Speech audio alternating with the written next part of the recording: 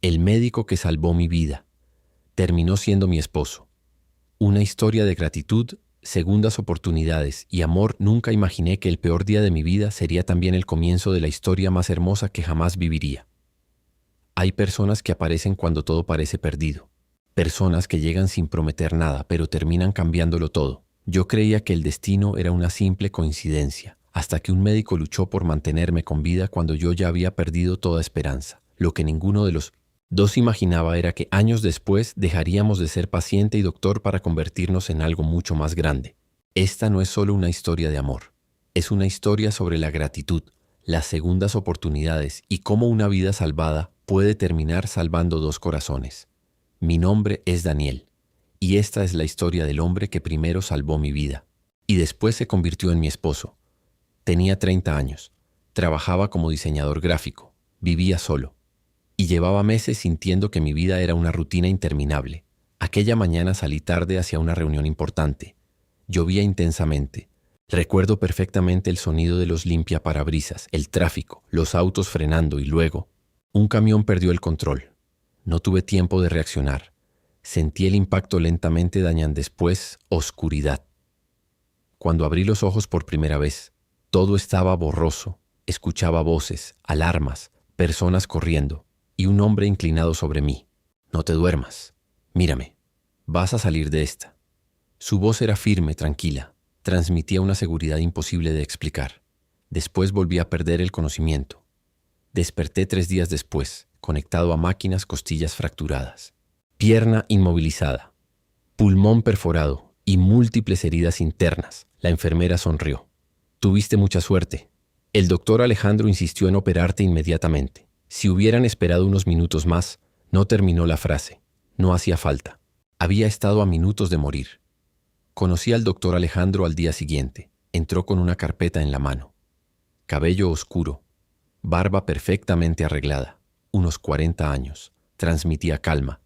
No esa calma artificial, sino la de alguien acostumbrado a luchar contra el caos todos los días. Revisó mis estudios, preguntó cómo me sentía, respondió cada una de mis dudas. Nunca tuvo prisa, nunca habló desde la superioridad. Siempre me miraba directamente a los ojos, como si realmente quisiera escucharme. Durante las siguientes semanas, lo veía todos los días. Al principio nuestras conversaciones eran exclusivamente médicas, pero poco a poco comenzamos a hablar de libros, películas, viajes, música. Él amaba el jazz, yo prefería el rock clásico. Discutíamos amistosamente sobre cuál era mejor, y sin darme cuenta, esperaba con ansiedad la hora en que entraría a mi habitación. Un día me atreví a preguntarle, ¿nunca te involucras con tus pacientes? Alejandro sonrió. Jamás. Sería poco ético. Asentí. Sentí una pequeña decepción, no porque creyera estar enamorado, sino porque empezaba a admirarlo demasiado y sabía que aquello no podía convertirse en otra cosa. Cuando finalmente recibí el alta médica, pensé que nunca volvería a verlo. Antes de irme le di las gracias. Él respondió con una sonrisa. Solo hice mi trabajo, pero para mí, había hecho mucho más que eso. La rehabilitación fue larga, difícil, dolorosa, pero sobreviví. 2 años después ya caminaba normalmente, había recuperado mi trabajo, mi vida, y también había aprendido a valorar cada día. Una tarde decidí participar como voluntario en una campaña de prevención de accidentes organizada por el hospital, y allí estaba él, Alejandro. Ya no era mi médico. Nuestro vínculo profesional había terminado hacía mucho tiempo. Se sorprendió al verme. Mírate, pensé que aún usarías bastón. Reímos. Era la primera vez que hablábamos como dos personas comunes, no como doctor y paciente, y fue completamente diferente. Después del evento me invitó a tomar café. Acepté. Conversamos durante 4 horas. Descubrimos que compartíamos mucho más de lo que imaginábamos. Los dos habíamos perdido a nuestras madres siendo jóvenes. Los dos adorábamos cocinar. Los dos teníamos miedo a desperdiciar la vida. Después de aquella tarde comenzaron los mensajes, las llamadas, las caminatas, las cenas, y un día, sin planearlo, nos tomamos de la mano. No todo fue sencillo. Yo tenía miedo, mucho miedo. Temía que la gente pensara que nuestra relación había comenzado cuando aún era su paciente. Él también tenía esa preocupación. Por eso fuimos completamente transparentes. Habían pasado más de 2 años. No existía ninguna relación médica. Todo era legal. Todo era ético. Aún así, las críticas llegaron. Algunas personas hablaron sin conocer la historia, pero aprendimos algo importante. La verdad no necesita convencer a todo el mundo, solo necesita ser honesta. Muchas personas creen que me enamoré porque él me salvó la vida. No fue así, la gratitud fue solo el principio. Me enamoré del hombre que llevaba café a las enfermeras durante los turnos de madrugada, del médico que llamaba personalmente a los familiares para explicarles cada procedimiento, del hombre que recordaba el cumpleaños de todo su equipo, del que nunca dejó que el éxito le robara la humildad. Eso fue lo que me enamoró. Y él confesó algo años después.